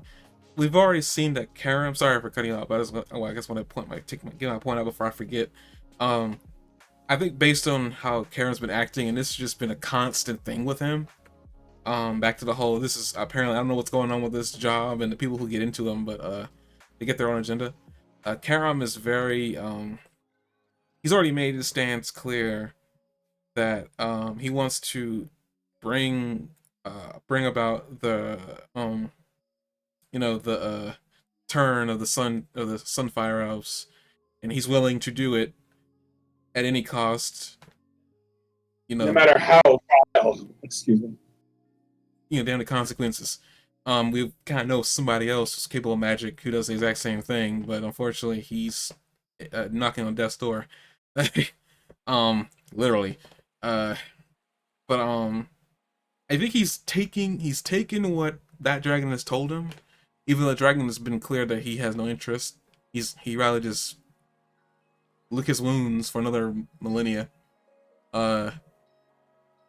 In the cave that apparently didn't know he was there. I'm surprised that he's been there the entire time. It kind of makes me wonder, does he know what's happening in the world right now? But we now know of a dragon that's been sitting in the cave by himself, and the dragon has said that he's not moving. He doesn't have any hope anymore. He literally can't see. He's old. He's got holes in his wings. I guess obviously from aging. He's been around forever. It sounds like the talk of a dying old man. When you really think about it, Karam wants to give him hope, and Karam gave him hope, but he missed that his sight wasn't the source of his hope. Yeah, I think he's thinking that he's lying to himself. It's like the whole idea that he wants to do something, and he feels like his sister is literally damning their entire race and civilization. It just leads back to the whole, he's trying to do whatever he wants to save his people, even though they don't believe they're in trouble, and they don't really, like, he is so, on the whole, he does not want his sister marrying that human. And so far, everything that's been going on right now, it doesn't seem like it's going to happen anytime soon. And unfortunately, he doesn't know this anyway, because he's been banished. He's already been betrayed, and he wants to use the dragon to his own ends. I know you're talking about he's already said that his eyesight wasn't the reason why he's not doing anything, but I think he's hoping that if he were to get his sight back, he would get his drive back, regardless of those two not really being intertwined with each other. I think he's hoping that it would give him the energy to want to do something. What gets me though, and this might just be the former English teacher in me speaking, but the fact that it rhymed and it sounds like a poetic language. I lost my hope long before I lost my sight. Sun will never rise again for me. I've lived centuries in this eternal night. So I've lost my hope before I lost my sight. I've lived for centuries in this eternal night. It's almost, I don't know. I think that last bit was just referring to he's lived without his sight for as long as he's been around at this point. But it reads like a poem. And when a writer makes something read like a poem like that, a lot of times it's because they want you to remember it. Like something that sounds poetic and rhymes like that sticks with the reader a little bit more than something else. You see Shakespeare do it a lot. And it reads so much like a poem, and this is so carefully written. This whole series, you know what I mean? That I'm not saying it's important. I'm just saying that, like, I know you seemed. I mean, I'm not sure if you're really hung up on what Karen harem. I'm wondering if Karen is on a fool's errand. That's what I'm saying. Like, I wonder if he's going to do horrible things and come back and heal the dragon's eyes somehow, and the dragon is going to still be miserable.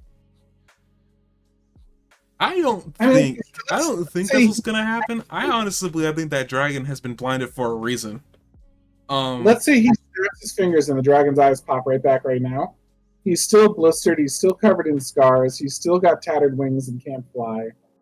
Healing this thing's eyes is not the only physical problem alone that this has. Never mind its depression and its loss of mission. And I understand that all could be rendered moot. You know what I mean? They'd say, well, if he heals his eyes, I'm sure he could heal the rest of them, blah, blah, blah.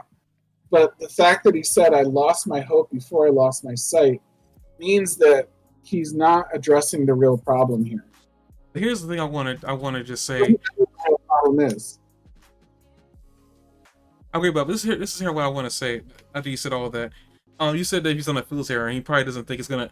I honestly think that that dragon was blinded for a different reason, and not only when I'm thinking about it, he said he lost his hope before he lost his sight. There is like no real time. Like it doesn't sound like. Now I could be misreading everything and really reading into this, but like it doesn't. It's like sometimes when events happen, they happen much closer together than you would think. In some cases, blindness can and sometimes will happen almost immediately after a preceding event, like losing hope, for instance. That dragon was supposed to was apparently the king of the dragons before. Is it Asmodeus? Or I forgot Zim's father's name already. But 'cause he was the king when, by the time we are in the show. But apparently this guy was the king prior and he lost his position. Um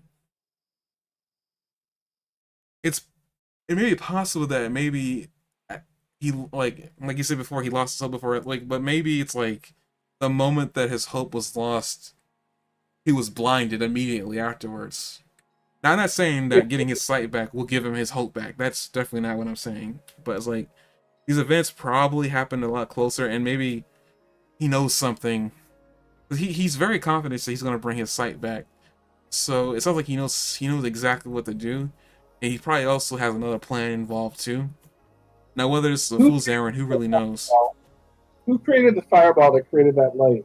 Was it the dragon or him? I wasn't clear on it when I watched it. You mean the fireball that was in the Sunfire's elf's hand? Yeah, He made that. He drew the sigil in the air and it turned into a fireball. I thought so. But what's unusual about that is I thought he was a warrior, not a magic user. So it threw me off a little bit that he was casting Really? magic. Because he was clear that he was a magic user. Oh, you're right. I'm sorry. It's yes, he's extremely clear that he's a magic user. I'm sorry. I'm being very confused. Um. All right then. Well, he could be using. He could resort to dark magic. I could see a character with his level of ambition and corrupt influences, like using a dark magic in the end. And if it can bring back the dead, it can probably do just about anything else, including restoring bad vision.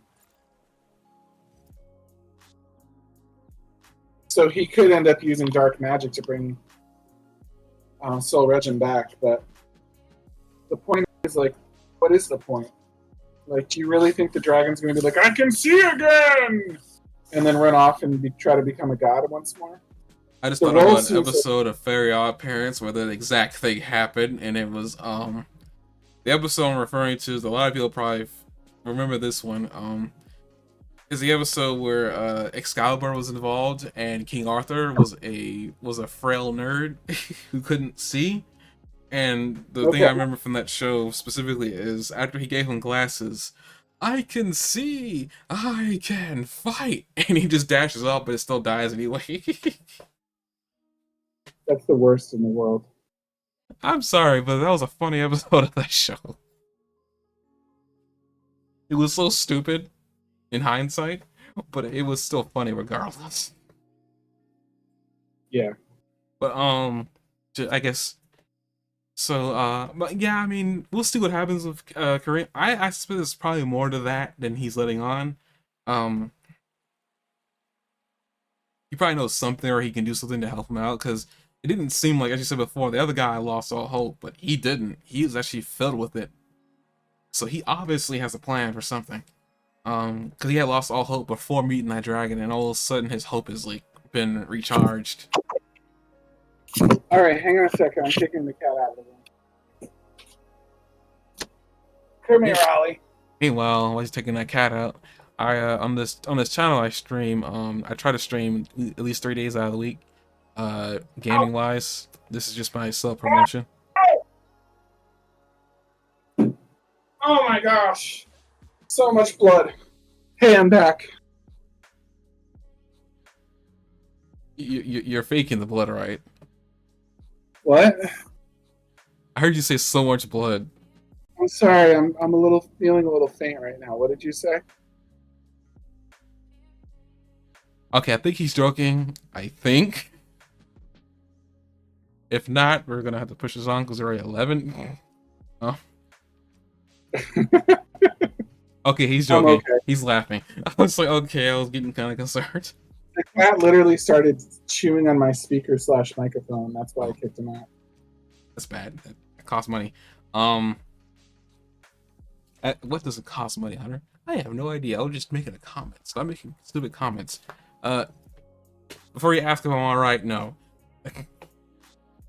But but I mean, we'll find out what's going on. I suspect he's got a plan. I guess it's the end all be all for that one.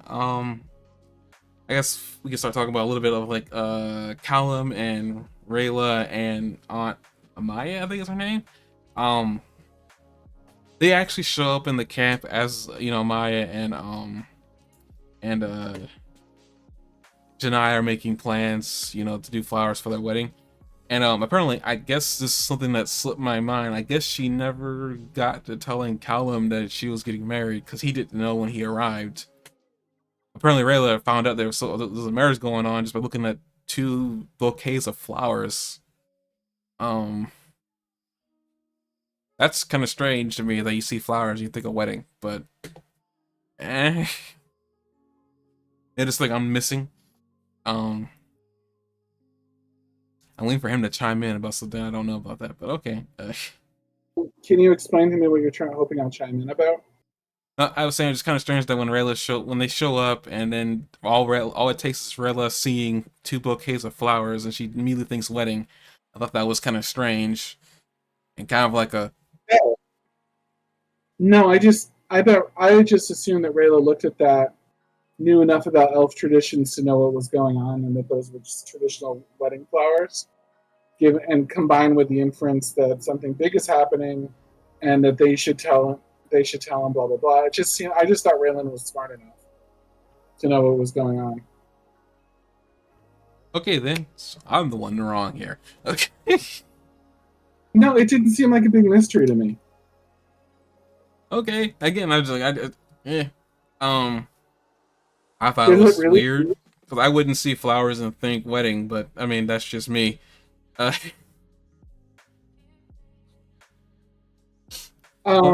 they're giant bouquets being held by somebody in, like, next to 2 people that are probably going to get married. But there was no inference that I could see that they were, you know, unless Colin knew they were dating. Maybe that's what it was. But, you know, I guess I'm going to move on from that. There's really nothing to.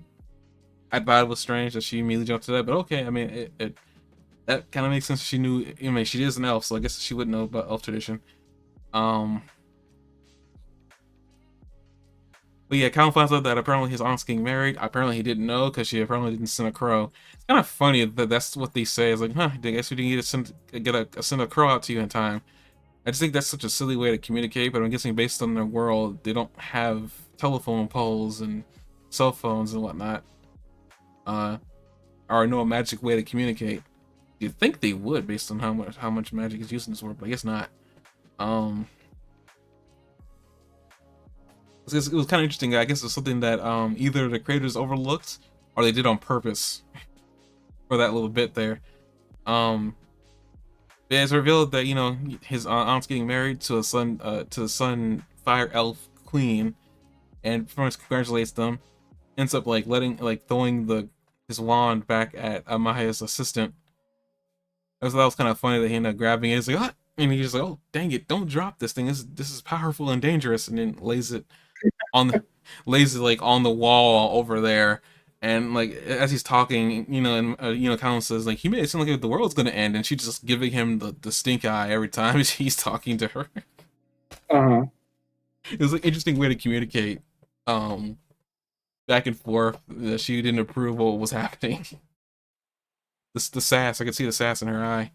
Um, After all that's taken care of, they bring up why they're here because the queen asks why they're here, and they bring up that they're here looking for the library at Luxarios, which I didn't realize was inside the Sun Fire Elves like city. I guess I should have known. It seemed like I was like, huh, I didn't know that was gonna be there. Um, we find out that apparently the area got intensely corrupted with dark magic, and everything there is trying to kill the citizens there, and the people that got touched, the elves that got corrupted, they had to kill them, and that was like obviously upsetting for her. She ends up like But banning. they only apparently come out at night. That's also true. But before all that, she pretty much forbids them expressly a lot, over and again that because it's dangerous, that she doesn't want nobody going there. After that happens, Callum and Rayla have their own conversation about like we're gonna go because they don't think we can handle ourselves. That was kind of cute that they were agreeing with each other. After all that they've been through, from the beginning of the show to like their breakup to now, the awkwardness between those two. It's gonna be comfortable around enough each other now to act like themselves. But Callum seems fully like invested in this at this point, in my opinion. Like Callum is like, no, I just straight up trust you no matter what at this point. Hey, well, I should get to that in a moment. No, We'll I'm see just about saying, Rayla, like, but they've been up and down a little bit, but Callum seems 100% committed at this point. yeah, no, he is. Um, yeah, they say they're gonna go to the regardless, and as they're sneaking out, they get caught by Maya, who's in full armor, ready to go. And it's just kind of funny that she knew immediately what Callum was gonna do. But then I guess the interesting thing too is that she goes and tells her bride to be, because at first I thought she was gonna sneak off with him. I was like, man, that's gonna do to your relationship to your girlfriend, right? The next scene is her going to talk to her about where she's going. I was like, oh, okay.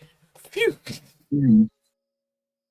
I was like, oh, thank you. They're not gonna do this whole thing where she ends up like calling it the wedding because she can't trust humans. I'm sorry, I was just anticipating something stupid going on and what was gonna happen. I really was the entire episode, and I was still anticipating it next episode for obvious reasons. But he goes tells her, and she knows. Like she said, "I know, I couldn't stop him even if I wanted to. He's got your blood in him." And it was like, "Oh wow, okay." But so yeah, those two really do look like each other. I never really noticed it until now, but those two really, Maya and Callum really do look like each other.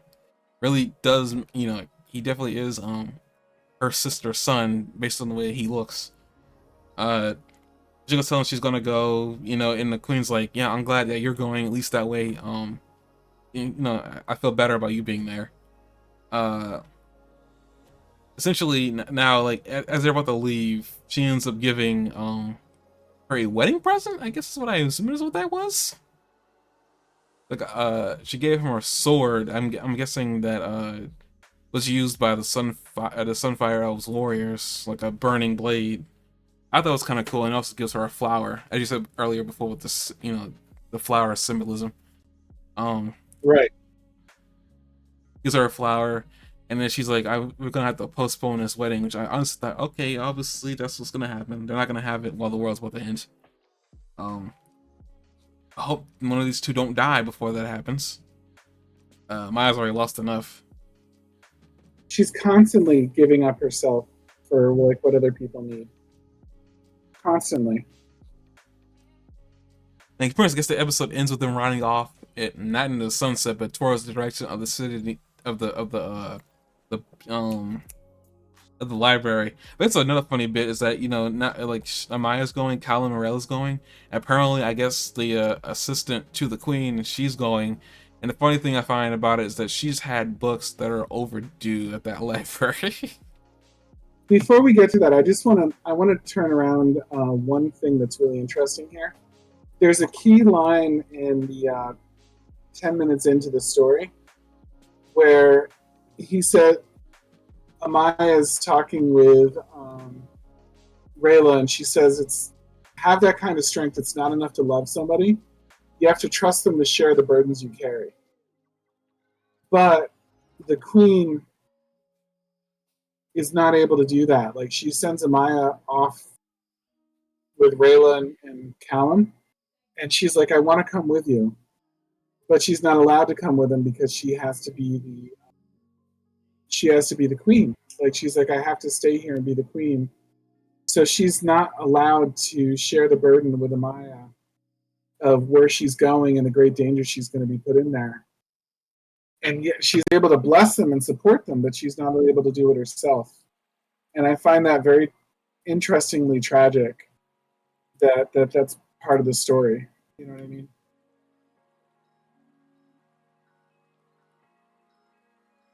I don't know if it's a trust issue. She's just probably really scared. No, I'm not saying it's a trust issue in the least. I'm saying that she wasn't able to share the burden with her. She had to send her off to risk her life, but she can't do anything directly herself to get involved in it. I guess we should already talk about this early. I kind of was in episode 4, but I guess we're in episode 4 now.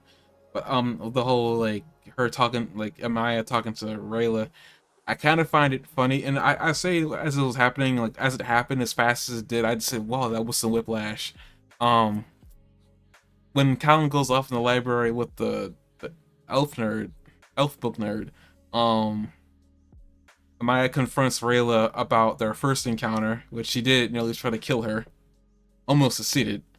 Uh, she apologizes for that, saying that she shouldn't have done that, and then proceeds to threaten her right after the apology for nearly killing her. And I remember her, as the words were happening, I literally just felt whiplash. I was like, whoa, that was quick. Understandably so, she was probably there for the damage, emotional damage that she did when she up and left Callum without saying anything. With that whole, like, being able to share your burdens to people.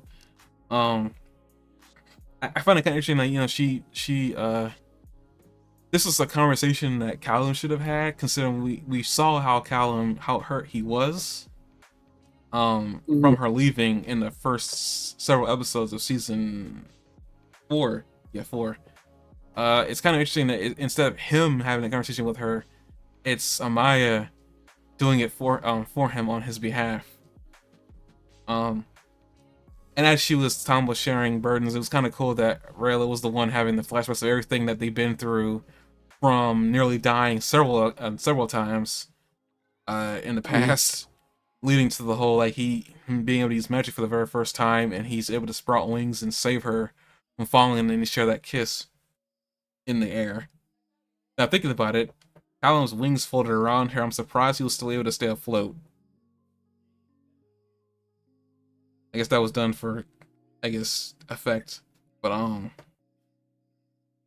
yeah, I thought it was kind of interesting that she stood up for Callum in that regard. Something that he didn't do, even though Callum had the complete right to chew her out about her leaving. He didn't really full out give her the to do about that whole situation. He just seemed to forgive her immediately, as you said, and trust her empirically, which in reality he shouldn't. But at least not off the bat, considering she left. I know she had a reason for it, but it's like that, based on how hurt he felt, it was kind of surprising that he 180'd her and trust her implicitly, even though he has the right to not trust her. Let's see, with that, I find it kind of funny, and apparently after that conversation that she had, the heart to heart with Amaya she had, after Callum finds, well, the elf girl ends up finding a poem again, on how to kill a star-touched elf, and they find out about the sword through the poem. Amaya actually comes, not Maya, but Rayla comes to talk with Cal about what she's been holding on to, and essentially shares with him that she's got the coins of her parents. And weird thing is, I guess he doesn't ask where she got this from. He just says that I think we have a way to remove them from the remove the curse on them. I guess again with the whole trusting her and implicitly, not really, and also the whole being in this 100%. I guess it's like he's not. It's not that he's like gullible. I guess he's just like. I guess he gets naive to a point. Like maybe he should ask a few more questions specifically about where she found this. I guess maybe it's one of those situations like he just doesn't want to dwell on the negativity. He'd rather just like live in not live in the present, not live in the past, but live in the present. But she's here now. Why not? I guess just accept what's going on right now. It's a big breakthrough for her for sure, and it comes with good advice at the right time. But you've been seeing it doesn't come out of nowhere because we've been seeing a big softening of Rayla all the way through this. But I also think it shows the transformative power of just being good to somebody. Like Callum, like stood the test of like giving her the benefit of the doubt over and over and over again, and she had gone in the opposite direction because she was taking over because she couldn't put her trust in him, because she couldn't be vulnerable to him and rely on him. So she went in the opposite direction and went off for years without him. And then it took her a minute to realize that took her a minute, and by a minute I mean a long time, but a significant amount of time to realize that that's not the way she should have done things. So she's finally softening up her heart a little bit and opening up and being vulnerable in a literal way rather than just like a grumble, okay, I'm vulnerable, but I can't help it kind of way. So I really like that plot, that character development they've been going through.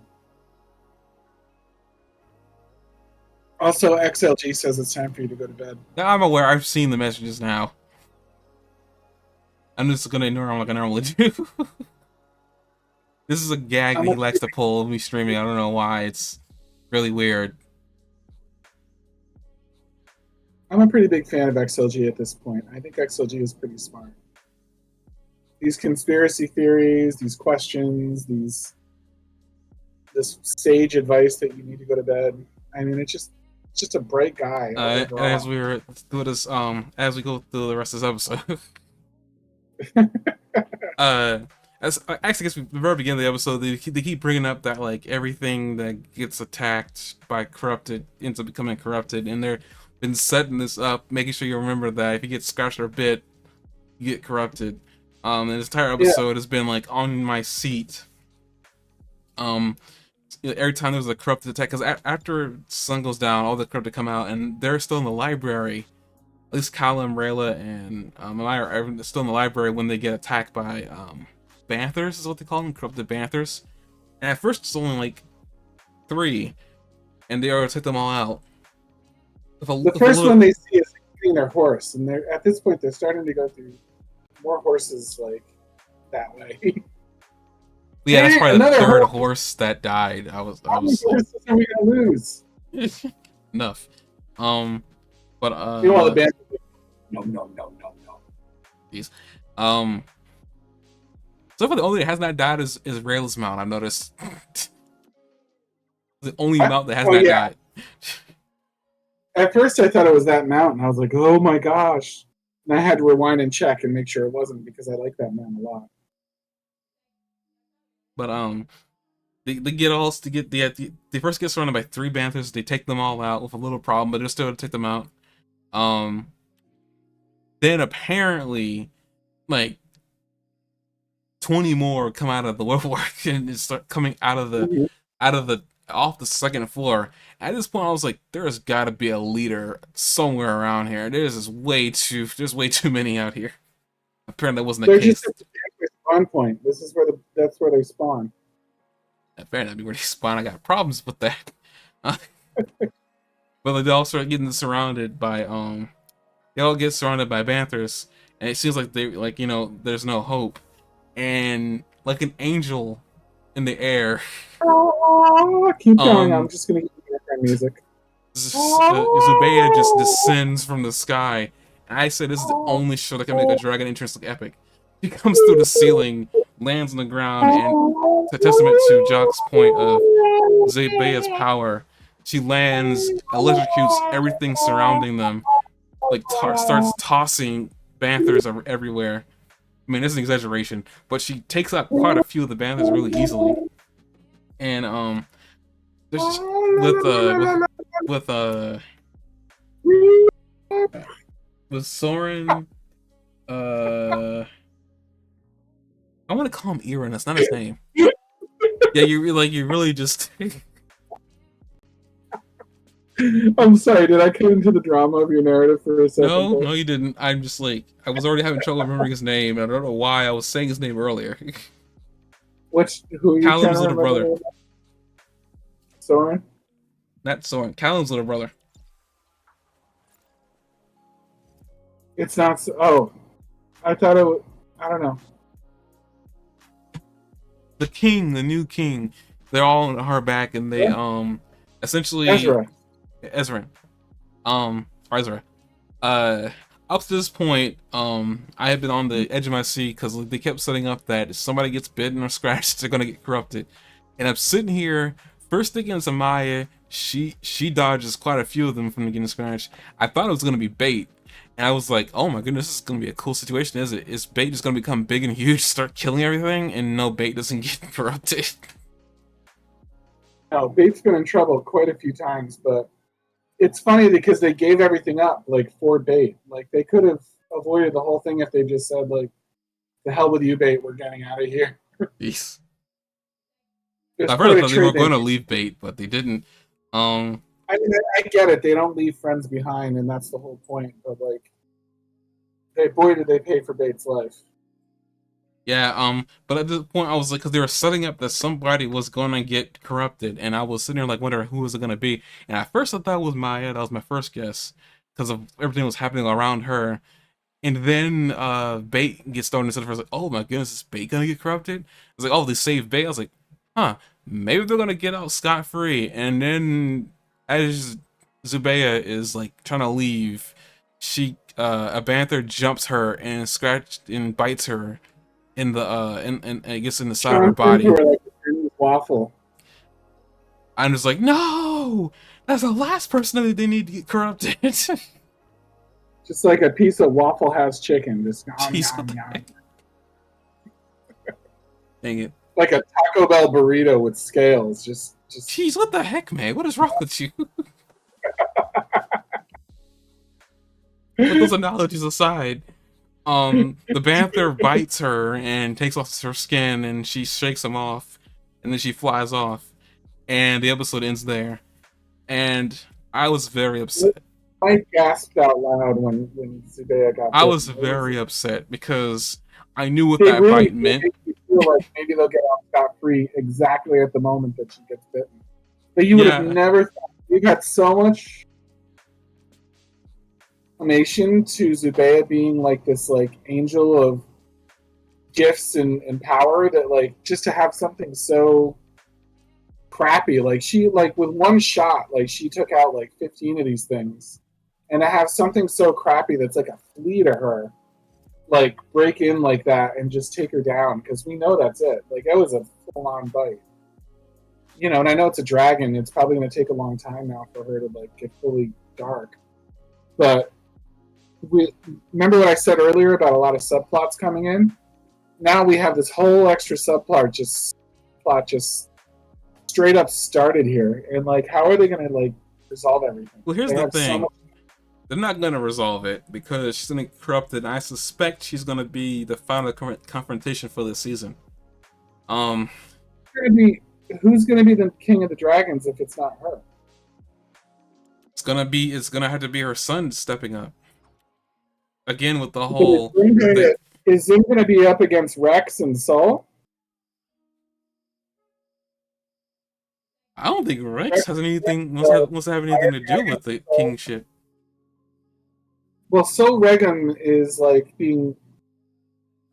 There's someone on a quest to heal Sol Regum's eyes so he can reascend to kingdom, and then there's Rex Igneous, the red dragon that was kind of the rival of the previous king of the dragons.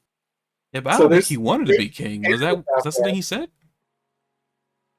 well, no, he wants to be what dragons that are red in color apparently like to do is sulk in their lairs and ask to be left alone and be depressed. But still, there's two candidates here for like King of the Dragons that if they just stepped out of their lair and Zim was like the current King of the Dragons, it'd be very difficult for Zim to hold on to that position. Zim can't even talk yet. Wasn't Zim able? Yeah, Zim was still able to communicate with those dragons though, even if they were just barks and yelps. I remember him actually having conversations with them. Yeah, but we're talking like a baby here. Zim is what, like 4? I don't know. I never actually questioned it. This is one of those situations I just don't know. I mean, he was just born. I mean, this show is literally called The Dragon Prince. Able took off for 3 years. So Zim is like between 4 and 6. Closer to 4, probably. Well, I mean, dragon years and like human years probably translate differently. They do. Dragons live for thousands of years, apparently. So 4 is still pretty puny, dude. No, You were talking earlier about how there's no way Callum would ever see Zim grow up because they age so slowly. And we had a big debate about it. So you can either be wrong or wrong right now. It's up to you which one you want to be wrong about. All I'm saying, like, all I want to say, I don't know what I was going to say. You literally just derailed me. It's the second time this anime. The dragon, like, I mean, look, they're going to corrupt. I don't think there's a way to solve the corruption, or I don't think they're going to be able to solve it before she gets corrupted. And I don't think they're going to be able to stop. You've already brought up that Zebea is like a presence and a force to be reckoned with. This has been something you've been like, you've been on since like her inclusion into the series. Like, right. Her being corrupted is the worst thing, like plot story wise, because like, what are you gonna do to a dragon that can just demolish a building by looking at it? He's already how do you fight? How do you kill it without a scratch? Like, I like her getting corrupted is ridiculous because it's like now when she does turn, it's gonna be like the scariest thing ever. Lightning and brimstone coming from the sky. The world is literally like turning into lava.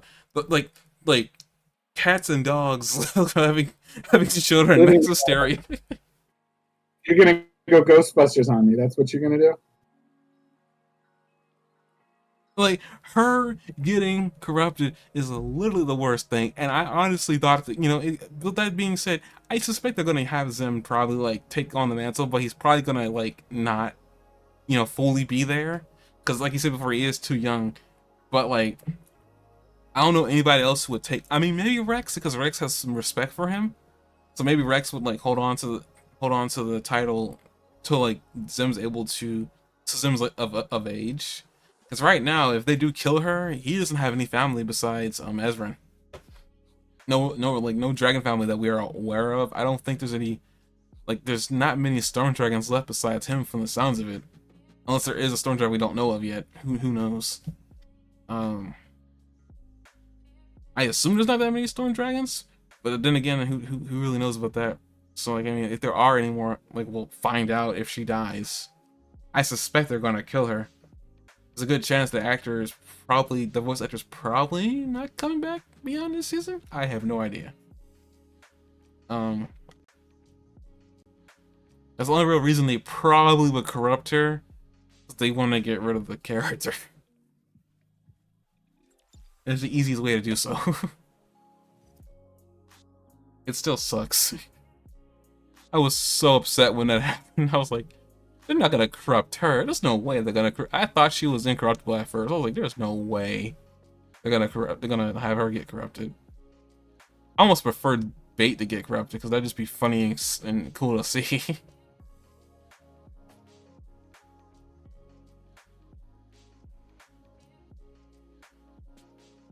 Yeah, but I was upset with the way that went in. I was like, they're doing that so on purpose. I'm glad they released the entire season. But at the same time, it's like, no.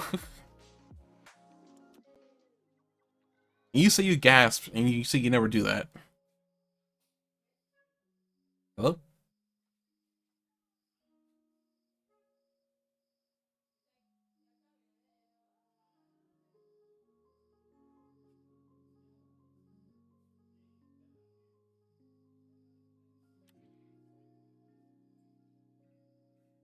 You can't hear me?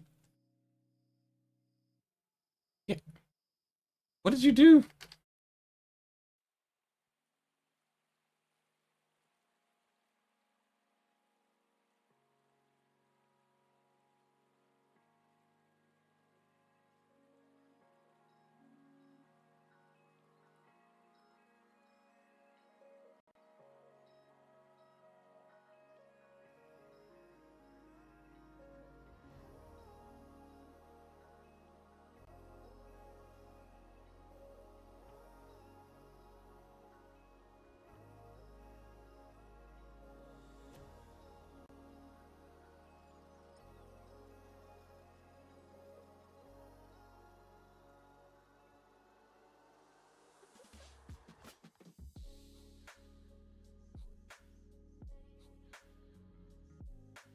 Okay, I guess with that, I apparently lost my co-host. I don't know what the heck happened.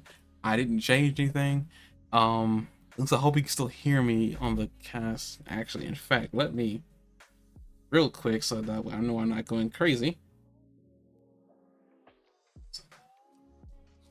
Okay, so the mic still works for the podcast. Okay, we're gonna end it here. Thank you guys for stopping by. We're gonna be watching, I guess, episodes 5 and 6 next week. Well, we're gonna be reviewing those 2 episodes, see what's gonna happen.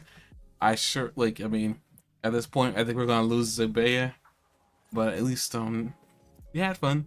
So see you guys next week.